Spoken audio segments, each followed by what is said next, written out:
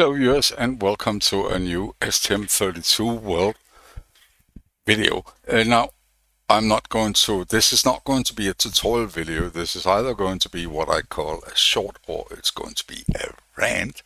I haven't made that decision yet. I have also not scripted this, but this is more a presentation of some ideas I have for the future of this channel and where I want to go with it. Please, by all means, stick around to the end of this video. Please comment down, like it if you like it. I'm not going to force you to like it if you don't like it. And please comment down below what you think about these ideas that I am going to present today. Now, a while back, I made a video called Useless Development Boards. I caught a bit of flack for that. That's okay, I don't mind that. That's fine. But I basically went through some of the development boards that are commonly used, especially among beginners, which I think is completely useless and defeats the purpose of actually having a development board for learning. Now, I mentioned specifically the blue pill, which are all fake, meaning you end up spending all your time trying to figure out problems with the MCU that you're using, which is not an ST MCU in the first place. I also mentioned ST's own discovery board, which I personally think are too opinionated. They cram in so many features that you can't use the board for anything else than testing those features. So I really don't like that. Now, as a result of this attitude, no, I could ask, does the perfect board exist? Well, as a result of this attitude, I decided years ago, we're talking before COVID, to make my own development boards. Are they perfect? No, they're not. And I will talk about that more in this video, but I would like to show them to you. The board I made, I called them STM32World. The hint is in the name. And the idea was that I don't put any features on these. Each of these boards will have one function and one function alone, and then you stack them up in a modular manner depending on what you need. So in this case right here, you will see that I have two boards. I have the top board, which is an MCU board, in this case from the last video, the STM32F402, the mysterious non-existing MCU, but it's right there, it exists. And it sits on top of an ST-Link device, or ST-Link clone, because it's my own. That means I can plug this in and program in and do everything. This one supports SVO, it supports serial communication, it supports a lot. And it is very easy. I don't need any wire. I just plug it into USB-C and I'm done with it. I like that, and I use these boards all the time. I have made, and now I'm going to switch to this view. This is actually the third time I record this video because I kept covering what I wanted to show.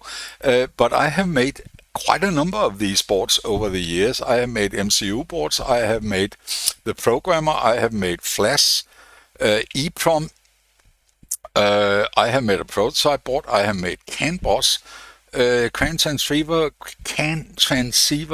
board, LED board. I'm not shown that yet, but I might one day, and I have plenty of ideas of other boards I would like to have made. But one of the problems with this board is the connector, and that's probably going to result in me not making more of these boards ever. Let me show you what I'm talking about. The connector, in order to be stackable, have some very long pins on them. I don't know if you can see this. Let me see.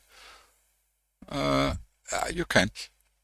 They're very long, those pins, and they stack nicely up. They are actually on these a little bit too long. They could be about 3-4 millimeters shorter than they are here, but this is what I could get my hand on.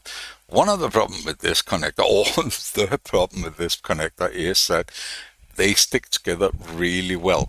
getting them apart requires sort of like, it's a bit back in the olden days, you had sockets for chips, and getting them out, you would typically end up bending the pins on the chips, and this is the same. These are almost impossible to separate without bending the pins, and once you bend these pins, they are almost impossible to straighten out in a way where you can actually put them together again. So that is probably the primary reason why I've never attempted to sell these or spread them in any way, because that connector just ruins everything for me. They bend, they are impossible to put together, they make shipping almost impossible because you need to ship them with these in. They'll bend before they end up at a customer, in the hands of a customer. They also require different technology for soldering. I usually hand solder these, but if you were to get GLC PCB to solder them for you, these will have to go through a separate process, which is a wave soldering process, because they are through-hole components. Shut up. So I never really liked this connector. But it was the best I could come up with at the time I designed these boards years ago.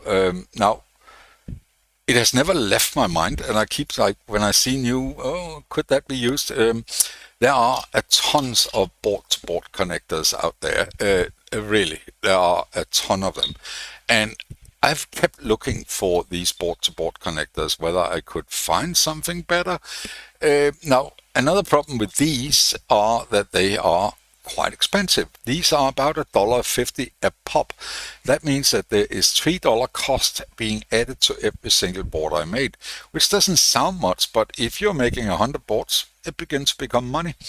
And it increases the total. Oh, I mean, if you look at this board I have here, which is basically one component, I think there's a resistor or capacitor, but it's one component. It's $80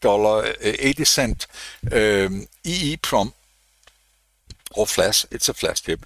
It's a 80-cent 16 megabyte flash chip, and they're 80 cents. So you spend $3 on connectors to support an 80-cent flash chip. It doesn't make sense. So those are the problem with these connectors. And finding another connector, well, the ones that could actually be decent options are very, very expensive. This becomes a cost issue.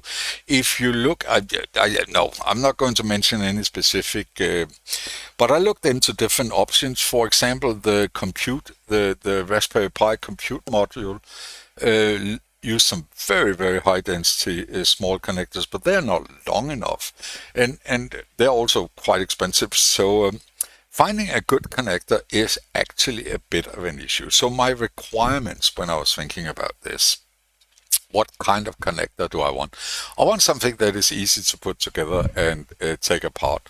I want something that is relatively cost efficient. I don't want to spend a fortune on these connectors. I want something that doesn't destroy itself. So something that is solid. I want something that is high density. But it was actually an overall requirement that I still had the 100 mil headers, because they are very convenient for plugging in jumper leads if you want to hook up something unknown. So, I mean, there's, at least in my head, there's a number of requirements what I would like from a board like this. But, lo and behold, the last couple of months I've been thinking about this with renewed effort, and one of the ideas I came up with I'm going to present to you now, and I actually think I am going to do this. Now, rather than speculating about what connector to use on the boards, I thought, how about we do away with the connector completely and move on to some old-fashioned technology, which is known as an edge connector, or arranged on a backplane.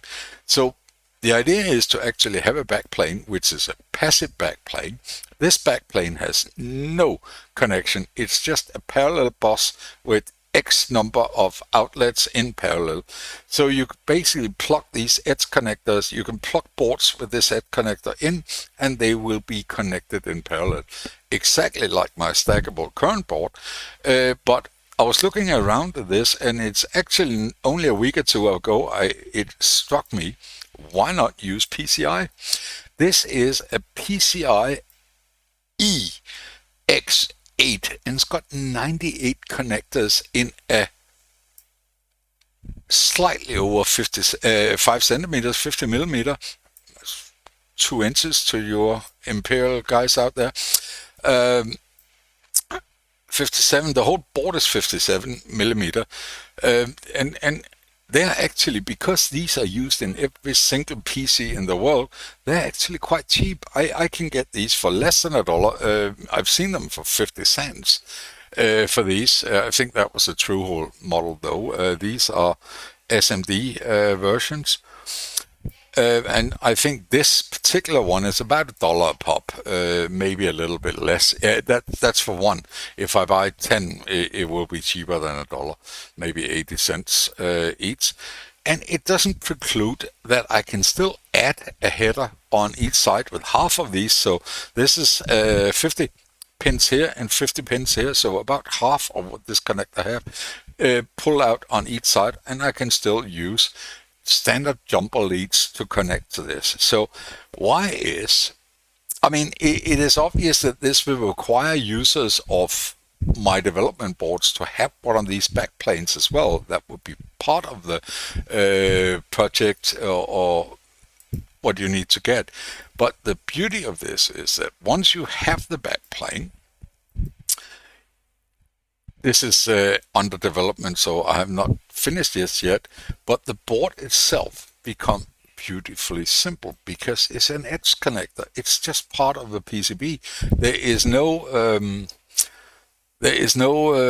connector on the board, meaning no cost, because PCB is cheap. You already have it, and putting on an edge connector actually does not. Well, it could cost a little extra if you need gold plating on them, but if you don't need gold plating, which you would, but it doesn't add that much. It's okay. So gold plated edge connector, and I mean, this will last longer. It'll be next to impossible to destroy, and I think it is, if I shall say so myself, quite a brilliant idea to move on. So I don't know if you saw my last couple of videos that the GLC PCB have sponsored some of my boards, including, but not limited to, this one, which is the STM32 F402 board in the old format with headers. But I am probably going to at least suggest to them, let's see if they like my videos, if they get enough traffic, and want to support this project, which I'm probably going to, I'm going to play around with this in my head a bit longer and come up, and I will listen to your comments and suggestions and how to move on with this. I would love to hear more comments, either, as I said, comments down below, or join our Discord server, which will also be linked down below. Join the Discord and have a discussion there, and I think it will be quite a good development board. It has all the benefits of my old system, with the only drawback is that you need to get one of those passive backplane. But having found that PCIe X8 connector, which have the right size, both physically and in terms of density, in terms of number of connections you actually have on this, I think it will be it will be brilliant moving forward. I look forward to actually seeing these on my desk in front of me, well, I hope that you look forward to watching those videos. The benefit of this is not having the connector, not having to solder. It makes it a lot cheaper for me to run really small prototypes of, if I want a new MCU, I just do it. I don't have to spend half an hour soldering the damn thing. Once I get it, it's just order it, and I'll have it a week later from GLC PCB, and we will see how it works. It makes it a lot easier to make, and also having more connectors. This one have 98 connectors compared to the 80 I had on the previous board. You can see the board I'm making here actually have a 100 pin STM32. The previous one was specifically made for 64 pin. So this one should be able to have way more ports out, and it also makes it possible kind of to move to maybe other platforms. I'll not rule out to do an ESP32 version of this one day.